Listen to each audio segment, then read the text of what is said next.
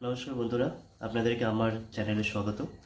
আর আজকে আমি কিছু টপিক নিয়ে আলোচনা করব। সেগুলোর মধ্যে হচ্ছে যে এসসিও সামিট হয়েছে কিছুদিন আগে, সেটা নিয়ে আলোচনা করব।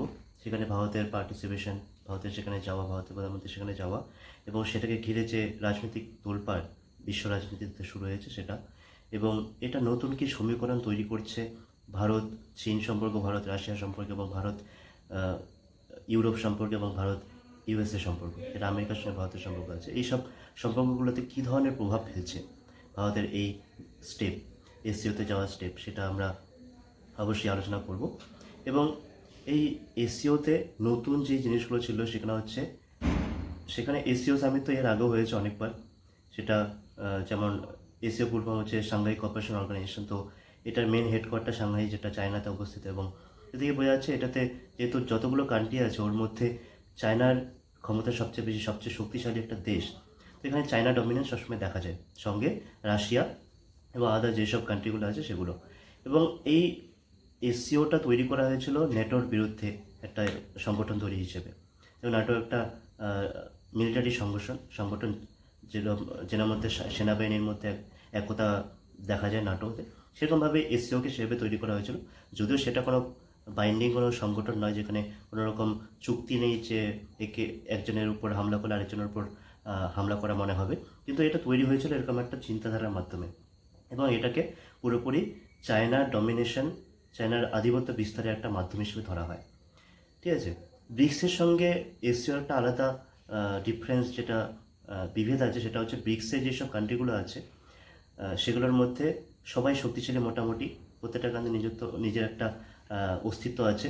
সেখানে কেউ বলতে পারবে না যে আমরা সর্বশ্রেষ্ঠ সর্বশ্রেষ্ঠ এবং আমি পুরো ব্রিক্সকে ডমিনেট করি।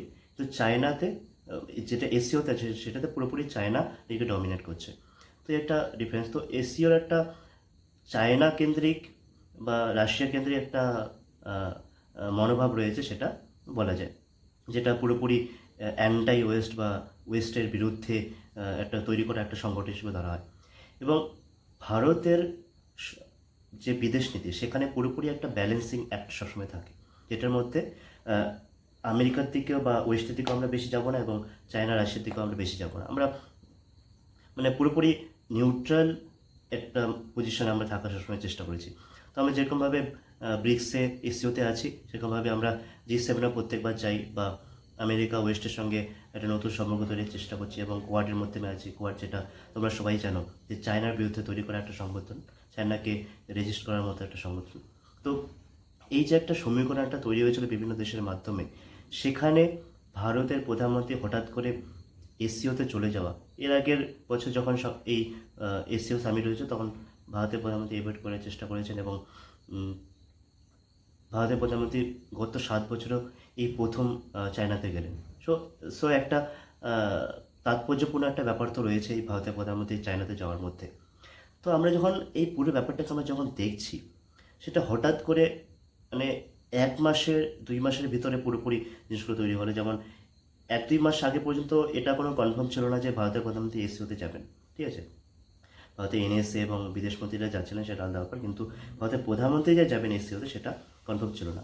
এবং না যাওয়ার অনেকটা চান্স ছিল, কারণ চায়না কিছুদিন আগে অপারেশন সিঁদুরে যখন ভারত আর পাকিস্তানের মধ্যে যুদ্ধ হয়েছিল, তখন চায়না প্রচুর পরিমাণে পাকিস্তানকে সাহায্য করেছিল। এবং আমরাও চেষ্টা করেছি তার বিরুদ্ধে স্টেপ নেওয়ার, এবং আহ, যেমন দলাই লামার কার্ডটাকে ইউজ করার, বা এরকম কিছু অরুণাচল প্রদেশকে ইউজ করার, বা লাদাখকে ইউজ করার।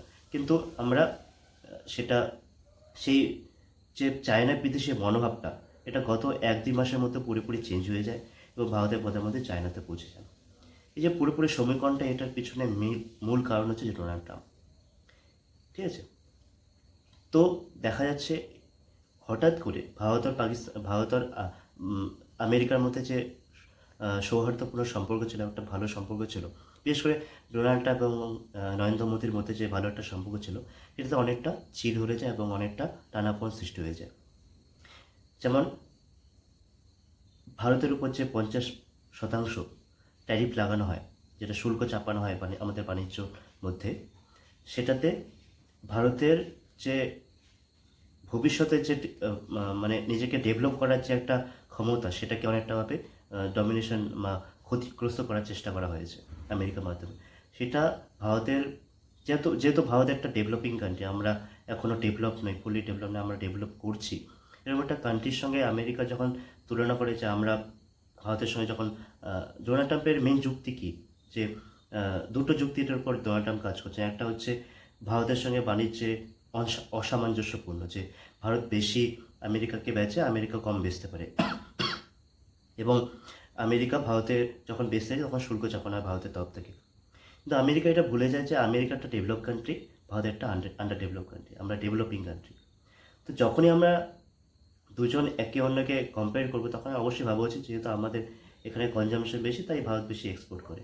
কিন্তু আমেরিকা যদি মানে নিজেদের প্রোডাক্টকে ভারতে বেচে এবং ভারত যদি শুল্ক না চাপে, তাহলে ভারতের মধ্যে যে আমাদের কিষাণ আছে এবং আমাদের যে ডেইরি সেক্টর আছে, আমাদের দুধের ব্যবসা যারা করে বা আমাদের মোটরসাইকেল ব্যবসা যারা করে, তাদের যে আমেরিকা প্রোডাক্ট যদি ভরে যায় এখানে ভারতের মধ্যে, তাহলে আমাদের অনেকটা বড় সেক্টর আমাদের জন্য ক্ষতিগ্রস্ত হবে। এবং ভারতের অধিকাংশ মানুষই মূলত কৃষিজীবীর উপর জীবিকা নির্ভর করে, এবং ভারত যেহেতু একটা গণতান্ত্রিক দেশ, অবশ্যই সংখ্যা ম্যাটার করে। তো যেদিকে সংখ্যা বেশি, যখন যখন কৃষকদের ক্ষতিগ্রস্ত হয়, তখন অনেকটা বড় মাপের ক্ষতিগ্রস্তের সম্মুখীন হতে হবে ভারতকে। তো ভারত কখনোই চাইবে না যে বাণিজ্য সম্পর্কে আমেরিকা ভারতের উপর পুরোপুরি ডমিনেশন দেখাক, বা আমরা একদমই শুল্ক না চাপাই আমেরিকার প্রোডাক্টের উপর, সেটা কখনোই সম্ভব নয়। তো আমরা শুল্ক চাপাতে বাধ্য, আমাদের ঘরোয়া যে মানুষ আছে তাদেরকে বাঁচাতে। তো আমেরিকা সেটা বুঝতে পারছে না, ঠিক আছে। এবং ডোনাল্ড ট্রাম্পকে চাই পুরোপুরি ট্যারিফ ফ্রি, মানে শুল্ক ছাড়া একটা বাজার ভারতের, কিন্তু সেটা কখনোই সম্ভব নয়। তো ট্রাম্প সেটা বোঝার চেষ্টা করছে না। দ্বিতীয় যেটা কারণ দেখাচ্ছে, সেটা হচ্ছে রাশিয়ার তেল আমরা গ্রহণ করছি। দেখুন, রাশিয়ার তেল যদি গ্রহণ করছে, এটার পিছনে আমেরিকারও একটা হাত আছে। এর আগে যে গভর্নমেন্ট ছিল আমেরিকাতে, সেটা হচ্ছে বাইডেন গভর্নমেন্ট। জো বাইডেন আমাদের অর্ডার দিয়েছিল যে আমরা যাতে রাশিয়ান তেল কিনি। যদি আমরা রাশিয়ান তেল না কিনতাম, তাহলে আন্তর্জাতিক যে বাজার আছে সেখানে তেলের দাম অনেক বেড়ে যেত। এখন যেটা তেলের দাম আছে 65-70-এর আশেপাশে ডলার পার ব্যারেল একটা দাম আছে, সেটা যদি আমরা রাশিয়ার তেল না নিতাম, তখন কিন্তু সেই দামটা অনেক বেড়ে যেত, 90-95 থেকে বেড়ে যেত। এর কারণ কি? কারণ আমরা যে সাধারণত যেসব জায়গা থেকে তেল কিনতাম, সেটা হচ্ছে মিডিল ইস্ট থেকে তেল কিনতাম, ঠিক আছে, সৌদি আরব, ইরান, ইরাক, আমেরিকা, তো এইসব কান্ট্রি থেকে আমরা মূলত তেল কিনতাম।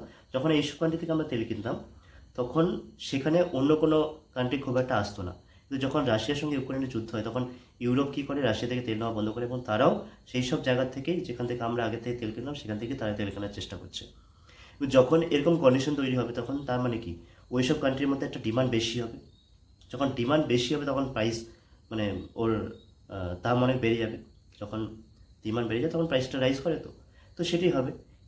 কিন্তু এবার যখন ভারত যখন সেটাকে ওদের ওখান থেকে না নিয়ে যখন রাশিয়া থেকে নিচ্ছে, তখন কী হচ্ছে, ওই আমাদের যে ডিমান্ডটা মিডল ইস্টে ছিল, সেটা কমে গিয়ে রাশিয়ার দিকে ডাইভার্ট হচ্ছে। এর ফলে দামটা কিছুটা স্টেবল থাকছে। এবং আমেরিকার তরফ থেকে একটা দেওয়া হয়েছিল, আদেশ দেওয়া হয়েছিল যে 60-65 বিলিয়নের উপরে দাম দেওয়া যাবে না রাশিয়াকে। এটা প্রাইস ক্যাপ লাগানো হয়েছিল রাশিয়ার উপর, যে রাশিয়া $60 উপর দামে বিক্রি করতে হবে না। এবং সেই অর্ডারকে আমরা ফলো করছি, আমরা $60 নিচেই রাশিয়া থেকে তেল কিনছি। কিন্তু তারপরেও ডোনাল্ড ট্রাম্প আমাদের উপর অ্যালিগেশন লাগাচ্ছে যে আমরা রাশিয়া থেকে তেল কিনছি, আমরা ইউক্রেনের যুদ্ধটাকে আমরা ফান্ডিং দিচ্ছি, আমরা টাকা দিচ্ছি রাশিয়াকে, এবং রাশিয়া সেই তেল কিনছে। এটা খুবই ভ্রান্তিকর একটা মানে চিন্তাধারা ডোনাল্ড ট্রাম্পের আছে। এটা খুবই দুঃখজনক, এবং এইসব কারণের জন্য ভারতের সঙ্গে আমেরিকার সম্পর্ক অনেকটা কঠিন পরিস্থিতিতে আছে, এবং বলা যায় যে খুবই খারাপ পরিস্থিতিতে আছে। এবং ভারত এবং রাশিয়ার সম্পর্ক এইসব কারণের জন্য অনেকটা ডেভেলপ হয়েছে। যেমন আমরা এখন রাশিয়া থেকে বেশি তেল কিনছি। আগে যেসব 1% অফ টোটাল ইম্পোর্ট আমরা কিনতাম রাশিয়া থেকে, এখন মোটামুটি 30-35, মোটামুটি 40-এর দিকেও আমরা যাচ্ছি পার্সেন্ট অফ টোটাল আমদানি যেটা আমাদের আছে, টোটাল আমদানির থেকে 40-50% আমরা এখন রাশিয়া থেকে কেনার চেষ্টা করছি। তো এইসব বিষয়গুলো এখন নতুন সমীকরণ তৈরি হয়েছে, এবং আমেরিকার সঙ্গে সম্পর্ক খারাপ হওয়া এবং রাশিয়ার সঙ্গে সম্পর্ক ভালো হওয়া, এটা খুবই গুরুত্বপূর্ণ প্রভাব ফেলে ভারতের প্রধানমন্ত্রীর এসসিওতে যাওয়া। এর পাশাপাশি যখন আমেরিকা ভারতের উপর 50% শুল্ক চাপায়, তা আমাদের যে বিক্রি আমেরিকাতে করতাম সেটা অনেকটা কমে যাবে। তো আমেরিকা আমাদের এখানে যেসব প্রোডাক্ট তৈরি হচ্ছে, ধরো একটা কাপড় তৈরি হচ্ছে আমাদের ইন্ডিয়াতে, অন্যান্য কান্ট্রির ওপর যে শুল্ক লাগানো হয় সেটা 19% পাকিস্তানের উপর, 20% বাংলাদেশের উপর। এইসব কারণে আমাদের আশেপাশে যতগুলো কান্ট্রি আছে সবার উপর শুল্ক অনেক কম আছে, কিন্তু ভারতে সেখানে 50%। তার মানে কি, ভারতেই যেসব জিনিসগুলো তৈরি হবে, যেমন ধরো কাপড়, কোনো স্টিলের জিনিসপত্র বা যেসব মোটরসাইকেল হোক, সেগুলোর উপর পুরোপুরি 50%। তার মানে আগে যেই একটা একটা শার্ট যদি আমরা কিনি ভারতে, যখন আমেরিকাতে যাই, ভারতে যদি সেই শার্টের দাম 100 টাকা হয়, তাহলে সেটা আমেরিকাতে গিয়ে 150 টাকা হয়ে যাবে। তাহলে বুঝতে পারছো কতটা দাম এসে ওটা মানে দামি হয়ে যাচ্ছে। তো তখন আমেরিকার যে জনগণ আছে তারা কিন্তু চাইবে না, তারা কিনতে চাইবে কোথাকার, বাংলাদেশে, তারা কিনতে চাইবে কোথাকার, পাকিস্তানে, তারা কিনতে চাইবে কোথাকার, অন্য কান্ট্রি যেখান থেকে ওরা সস্তায় পাবে। তো ভারতের যে বিক্রি, সেটা বিক্রির বাজার সেটা আমেরিকায় সেটা কমে গেল, মোটামুটি নাই হয়ে গেল। তো এরকম কন্ডিশনে আমরা কী করবো, আমরা চেষ্টা করবো যে অন্য কান্ট্রি যারা আছে তাদেরকে বিক্রি করার। আমরা চেষ্টা করবো অন্য চায়না যাওয়ার, আমরা চেষ্টা করবো রাশিয়া যাওয়ার। সেরকম একটা কন্ডিশন তৈরি হয়েছে বর্তমান সময়। এর জন্যই ভারতের প্রধানমন্ত্রী চেষ্টা করছেন যে একটা নতুন সমীকরণ তৈরি করার, যে অন্য কান্ট্রিকে আমরা যতটা ডাইভার্স, আমরা বিভিন্নভাবে অন্য কান্ট্রিতে শুধু আমেরিকার উপর ভরসা না করে অন্য কান্ট্রির দিকে তাকানোর একটা চেষ্টা চলছে। তারপরে আরেকটা কারণ হচ্ছে একটা শক্তি প্রদর্শন, যে আমাদের কাছে কোনো মানে আমেরিকার প্রধানমন্ত্রী, আমেরিকার প্রেসিডেন্ট যেরকমভাবে বলেন যে ডোনাল্ড ট্রাম্প, যে তোমার কাছে কোনো কার্ড নেই।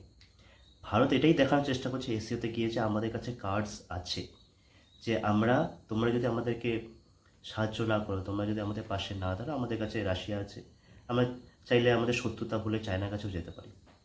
হ্যাঁ, ভারতের সঙ্গে চায়নার সম্পর্ক একটা খারাপ কন্ডিশনে আছে, এবং 5 বছর আগে আমরা মোটামুটি হিমালয়ে একটা ছোটোখাটো যুদ্ধ করে ফেলেছি, একে অন্যকে মেরেছি, সেনাবাহিনী একে অন্যের উপর হাত উঠিয়েছে এবং মারামারি হয়েছে, ঠিক আছে? তো সেগুলো আমরা কখনোই ভুলবো না। কিন্তু ওর পরেও যখন আমরা দেখবো যে আমাদের ওভারঅল, আমাদের গ্রোথ, আমাদের ডেভেলপমেন্টে যখন বাধা সৃষ্টি হচ্ছে, আলটিমেটলি কি, আমাদের গোল হচ্ছে আমাদের ডেভেলপড হতে হবে। তো এবং ডেভেলপ হতে হবে, এর পেছনে আমাদের ইন্টারেস্ট আছে, যেখানে আমরা ভালো মতো বিক্রি করতে পারবো, ভালো আমাদের এখানে উৎপাদন বৃদ্ধি হবে, আমাদের বিজনেস বাড়বে ভারতে, তখন আমরা ডেভেলপ করতে পারবো। যখনই দেখবো আমাদের বিজনেস সেই ঘাটতি চলে আসছে, আমরা ডেভেলপ করতে পারছি না, সেটা আমাদের সবচেয়ে বড় শত্রু।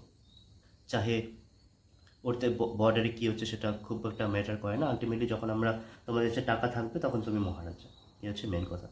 আমেরিকা চায়না এত ডমিনেট করে কেন?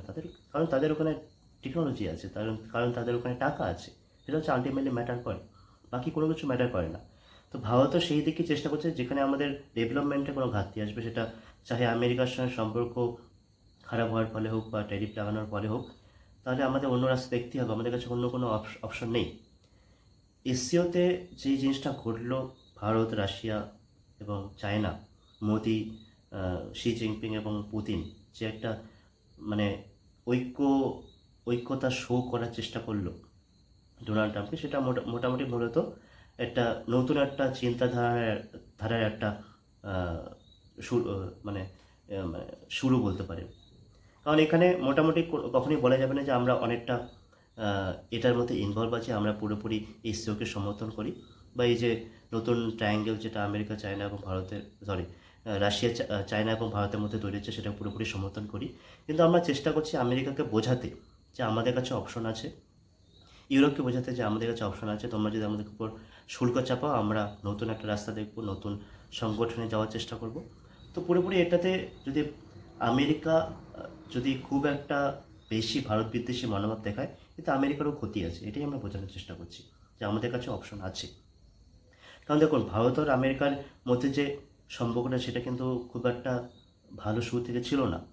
আমরা 2000 সাল অবধি আমরা মোটামুটি অ্যান্টি আমেরিকানই ছিলাম, অ্যান্টি আমেরিকান না হলেও আমরা আমেরিকার সঙ্গে অত ভালো সম্পর্ক ছিল না যতটা পাকিস্তানের সঙ্গে আমেরিকার ভালো সম্পর্ক ছিল। কিন্তু আমরা ওর পরে অটল বিহারী বাজপেয়ী, মনমোহন সিং, নরেন্দ্র মোদী থেকে শুরু করে সবাই চেষ্টা করছে একটা নতুন সম্পর্ক তৈরি করা, এবং আমেরিকা ভারতের উপর একটা অনেকটা মানে একটা নতুন সম্পর্ক তৈরি হয়েছিল। এবং ভারত চিরকালই আমেরিকার কাছে একটা চায়নার বিরুদ্ধে একটা নতুন দেশ হিসেবে নিজেদেরকে মানে প্রমাণ করার চেষ্টা করেছে ভারত।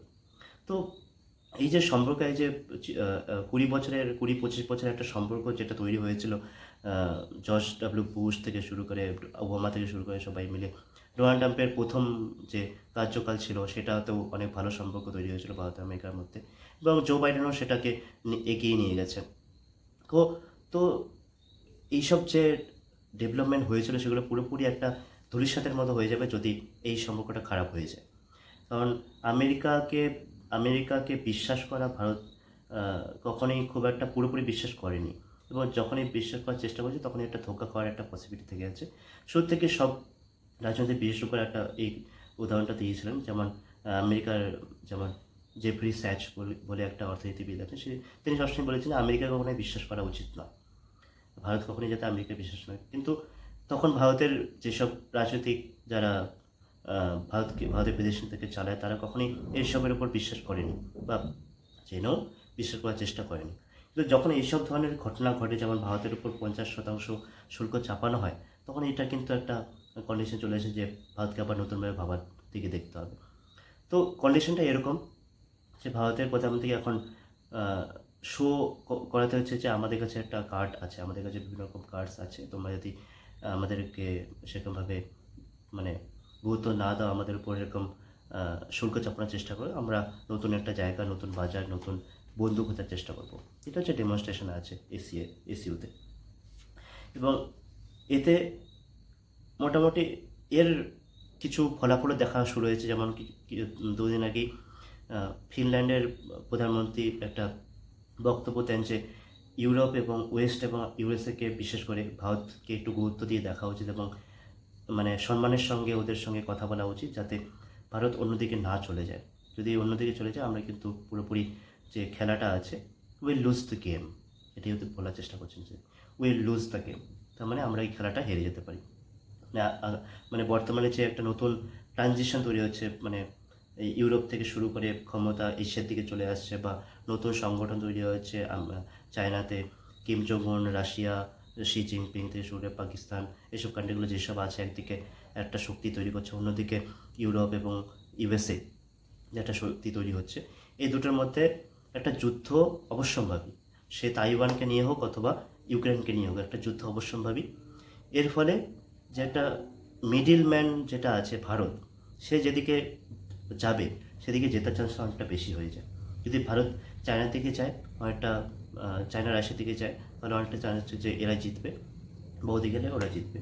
তো ইউএসএ বা আমেরিকাকে কখনোই এরকম, বা ওয়েস্টকে কখনোই ভারতকে সেরকমভাবে অবহেলিতভাবে দেখা উচিত নয়, এটাই বলতে চেয়েছে। তো এইসবই জিনিসগুলো ছিল আজকের তো আজকের টপিকে এইসব জিনিসগুলোই ছিল। আশা করি তোমাদের ভালো লেগেছে, এবং ভালো লাগলে সাবস্ক্রাইব, লাইক করে যাবেন আমার চ্যানেলকে। ধন্যবাদ।